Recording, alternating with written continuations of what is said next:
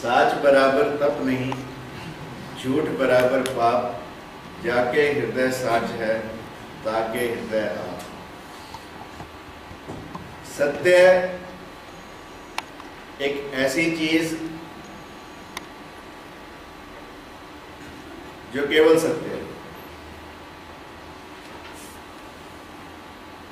राजा हरिश्चंद्र और श्रवण कुमार का नाटक देखकर एक व्यक्ति के हृदय में लो जली और उस व्यक्ति ने इस देश को आज़ादी दिलवाई।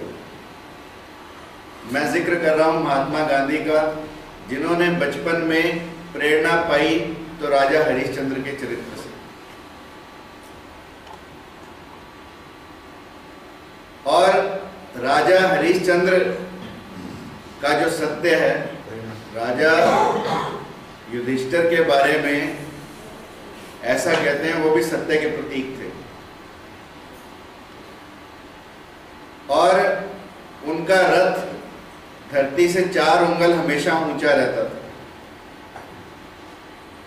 और जब महाभारत के युद्ध में युधिष्ठिर को मजबूरन झूठ बोलना पड़ा, क्योंकि द्रोणाचार्य पांडवों की सेना को गाजर मूली की तरह काट रहे थे, उन्हें रोकने का कोई साधन नहीं था, रोकने का कोई उपाय नहीं था।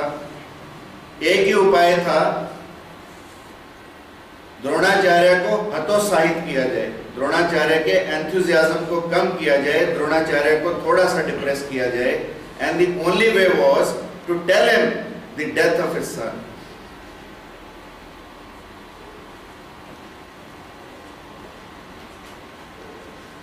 अब युधिष्ठिर झूठ बोलने के लिए तैयार नहीं है।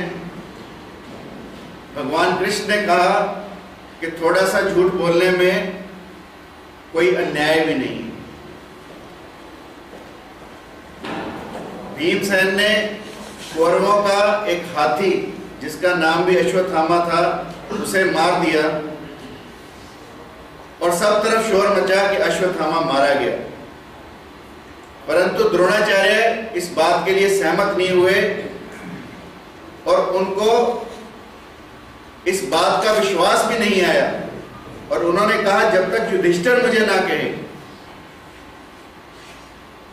कि अश्वत्थामा मारा गया तब तक मैं मानूंगा नहीं।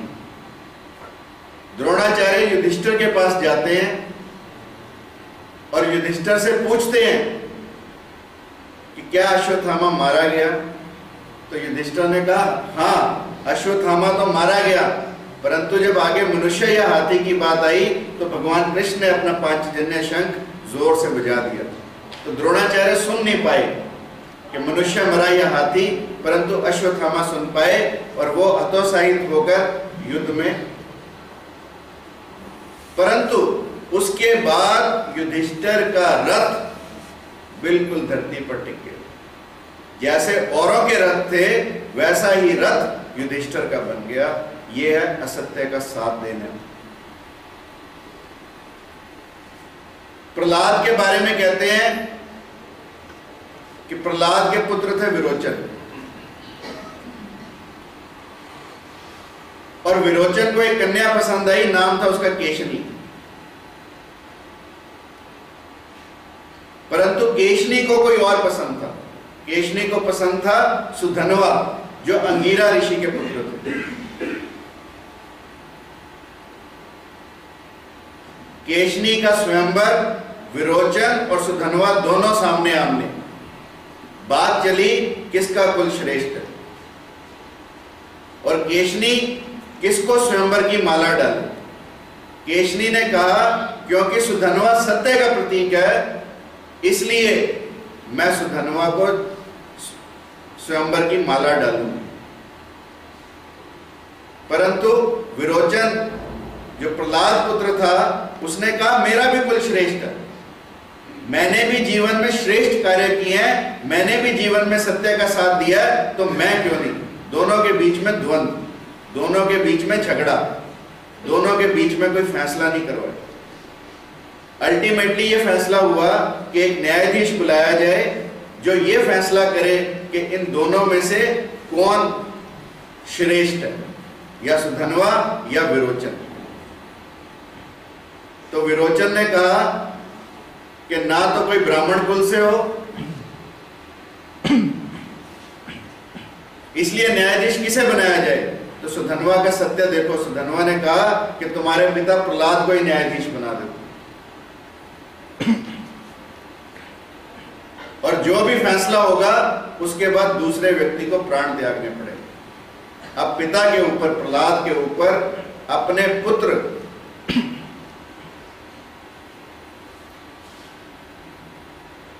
का न्याय करने का भार है, और साथ साथ यदि न्याय पुत्र के खिलाफ जाता है तो पुत्र की मृत्यु भी सामने।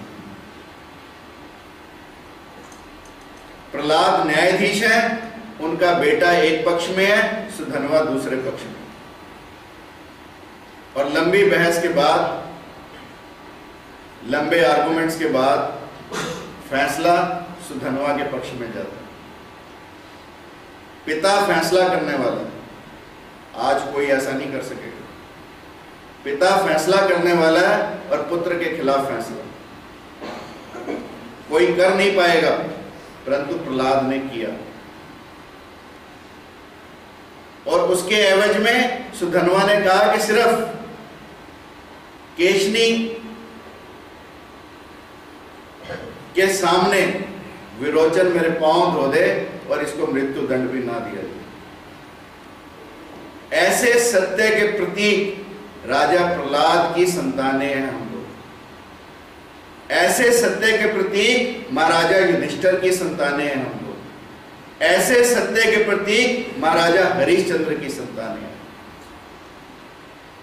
और ऐसे ही सत्य के एक और प्रतीक मयूरध्वज इसी कुल में हुए, इसी वंश में हुए। कहते हैं मयूरध्वज ने पांडवों के अश्वमेध यज्ञ का घोड़ा पकड़ लिया, और भगवान कृष्ण अर्जुन के साथ ब्राह्मण का वेश करके मयूरध्वज के पास आए।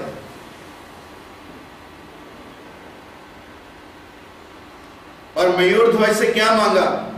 उन्होंने कहा कि सिंह ने मेरे बेटे को पकड़ लिया। ब्राह्मण रूपी कृष्ण ने कहा कि सिंह ने मेरे बेटे को पकड़ लिया, और छोड़ने की एक ही कंडीशन है कि मयूरध्वज का दक्षिण अंग, दायां भाग पूरा शरीर का, यदि शेर को दे दिया जाए तो शेर मेरा बेटा छोड़ने के लिए तैयार है। मयूरध्वज जो सत्य का प्रतीक था, इस चीज के लिए तैयार हो गए। तो भगवान कृष्ण और कृष्ण ब्राह्मण के वेश में, उन्होंने दूसरी कंडीशन लगा दी। उन्होंने कहा कि ये भाग तो मिले ही मिले, परंतु इस भाग को तुम्हारा बेटा ताम्रध्वज और तुम्हारी पत्नी स्वयं आरे से चीरे।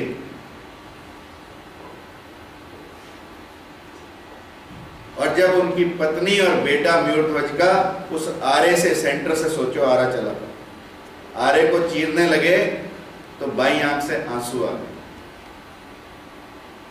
जैसे ही बाईं आंख से आंसू आए तो श्री कृष्ण भगवान ने कहा कि दुखी मन से मैं कोई दान लेना नहीं चाहता। यदि बाईं आंख में आंसू आ गया, इसका मतलब तुम्हारा मन दुखी है, इसलिए मैं तुम्हारा दान नहीं लेना चाहता। तो मयूरध्वज ने कहा कि बाईं आंख में तो आंसू इसलिए आया क्योंकि बायां अंग ये सोचता है कि मैं ब्राह्मण के काम नहीं आ सकता।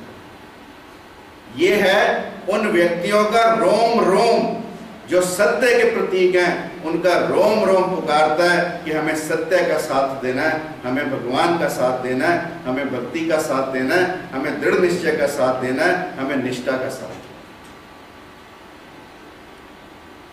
ऐसे व्यक्तियों की संतानें हैं हम, परंतु समय ने हमें भ्रष्ट बना दिया। आज हमारी सोच भी भ्रष्ट है।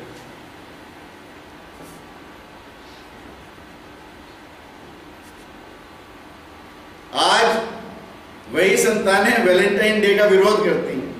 What is wrong in it? Saint Valentine was a symbol of love, but since we have changed the definition of love, Therefore, we are against this day. You see, falling in love is the definition of the West. Being in love is the definition of Middle East. And being love is the definition of India. India says we have to be symbol of love. We have to be symbol of truth. We have to be symbol of conviction. Being love is totally different from falling in love. और जब व्यक्ति सत्य का प्रतीक बनता है तो उसको सब कुछ सत्य प्रतीत होता है, सब कुछ शाश्वत प्रतीत होता है, सब परिभाषाएं बदल जाती हैं। तब चंडाल में भी ब्राह्मण नजर आता है। और जिस दिन हमारी सोच इस तरह की बदलती है कि हमें वैलेंटाइन में भी राम नजर आए और राम में भी वैलेंटाइन नजर आए, उस दिन हमारा द्वेष का कोई कारण नहीं रह जाता, हमारा राग का कोई कारण नहीं रह जाता, हमारी द्वंद्वता का कोई कारण नहीं रह जाता, हमारी दुश्मनी का कोई कारण नहीं रह जाता। इस दुनिया से यदि हम बुराई मिटाना चाहते हैं तो हमें आत्मा को जानना होगा, और आत्मा को वही व्यक्ति जान सकता है जो सत्य को जानता है, जो सत्य का प्रतीक बन सकता है। और सत्य एक ही है, सत्य एक ही है और अनश्वर है, वह है हमारी आत्मा।